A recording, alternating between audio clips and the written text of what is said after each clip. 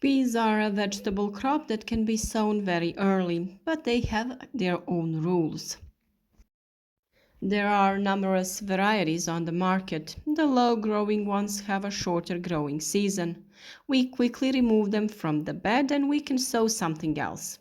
They take up less nutrients from the soil and do not need to be fertilized like tall ones.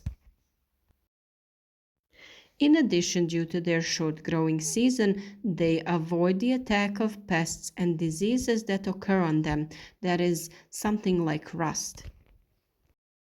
When and how to sow this cold-resistant vegetable crop, you can listen to in today's video. For more useful tips, follow our work regularly, support us with a like below this video, and let us know in the comments what is your experience. This crop is usually very resistant to cold and can be sown quite early outdoors, in the garden or field. It is frost resistant. Depending on weather conditions, we sow it from the end of February and during March. To ensure a long harvest, it is better to plant it successively in several times.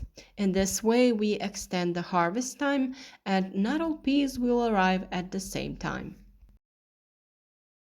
In this case, sowing is then done at intervals of 15 days. It sprouts quickly, but for its growth and development, it requires a good supply of soil moisture. However, it doesn't tolerate overly wet soil and is then susceptible to diseases that lead to its decline. It sprouts at temperatures as low as 4 to 6 degrees Celsius, and young plants can withstand temperature as low as -6 degrees Celsius. Most growers buy seeds every year and some leave their own seed. In this case, inspect them before sowing. Discard any grains that are damaged and show symptoms of disease, discolored, or deformed. To test germination, soak a small amount in a salt solution. Add 1 tablespoon of salt to 1 liter of water and mix it well. The seeds that are soaked in this salt solution have to stay in it overnight. Those that float are discarded. The rest are washed and then kept in a damp gauze for 2 days. The germination process can also be done in chamomile tea, which will disinfect the seeds. The procedure is the same as the one that already was mentioned with the salt.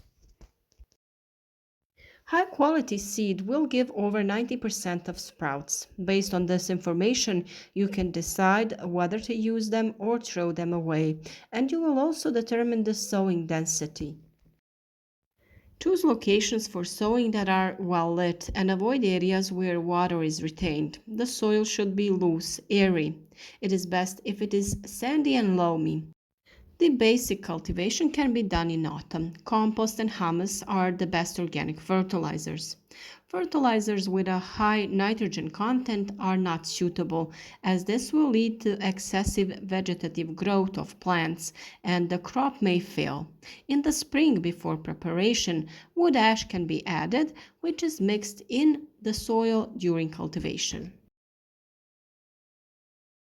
About the use of ash and its properties, we have talked about in a video that was posted a couple of days ago, so we really hope that you watched it and that the advice was useful. When we talk about sowing peas, we should avoid planting in the same place for several years. Failure to observe crop rotation leads to the accumulation of pests and disease agents. It is best to sow peas after rain because it needs a lot of moisture for the seed to swell and start to germinate and sprout. We can sow it in different ways, directly into the ground or grow seedlings in a protected area. If we sow it outdoors too early, low temperatures can extend the germination time, and even if it sprouts, It is threatened by sudden cold and frost. That is why we can sow it in a very simple way in a protected area. So, without stressful situations for the plant, it can be easily transplanted outdoors when it's time. In this way, the plant continues to develop further, and therefore, you will have an early harvest, which is certainly beneficial for growing peas that do not like too high temperatures.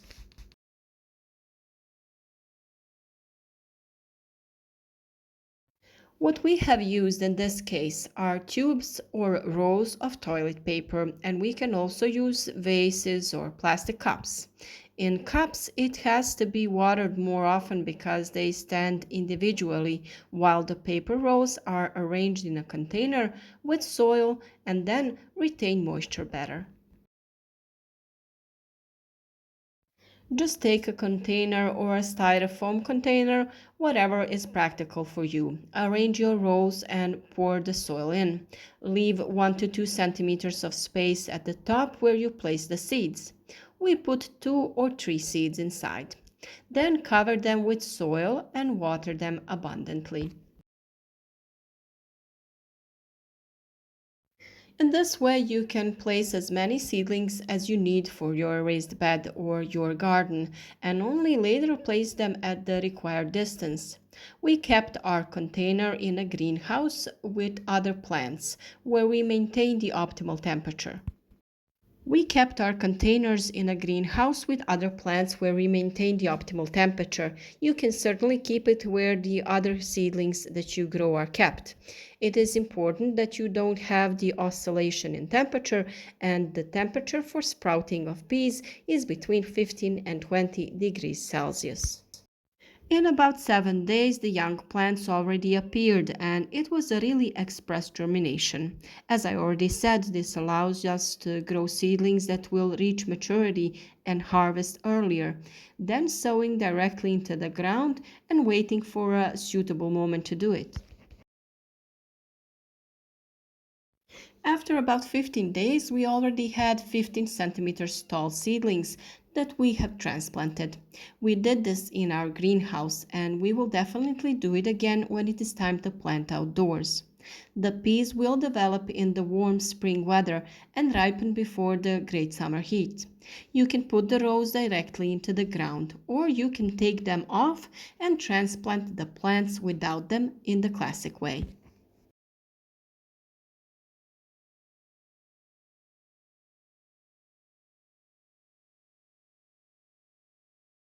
The same procedure is done if you're using some plastic cups or containers.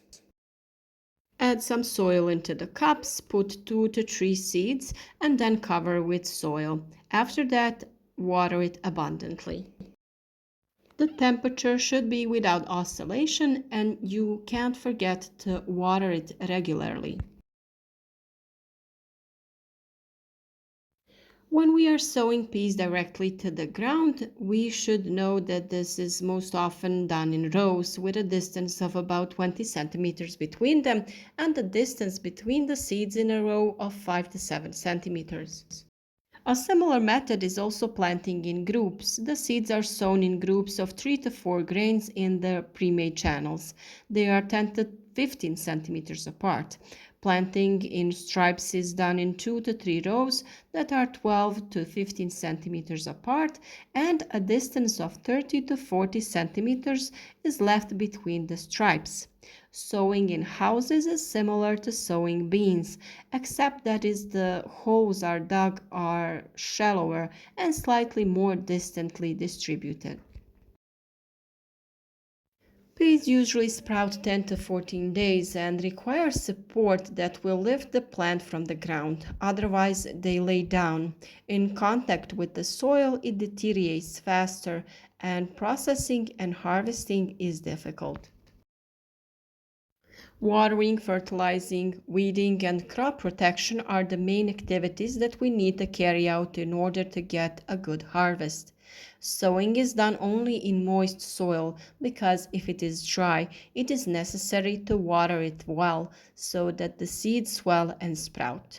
After germination, it is watered once every 5 days if the soil is dry. Moisture supply is especially important during the flowering and fruiting period. During the active growing season, the crop should be fed with a solution of ash prepared by dissolving 2 cups in a bucket of water. Ash is rich in potassium, and peas are a great consumer of this mineral. The application of this solution should not be overdone so as not to burn the roots and should be combined with watering. There are also many pests that attack it. The plant is tender, juicy, and the young pods and grains are very tasty. There are also numerous diseases that occur on peas. And as we always say in the ecological gardening, it is best to carry out preventative measures to prevent their occurrence. Sow only high quality seeds on sunny, drained soils. It is suitable when white mustard is sown next to it because it protects the peas. Considering that peas bloom and form pods and grains that are harvested at the same time, it is very difficult to use chemicals. Therefore, it is better to use natural and organic means of protection, in which solutions of milk and bicarbonate soda can help us. A preparation of tomato tops and garlic solution has proven to be good also. These are some other topics, so we will pay attention to them in another themed video. I believe that many people will find this information useful and that you will be successful in breeding. Support our work with a like, share this video with your friends, and don't forget to follow our channel so that you don't miss any important advice.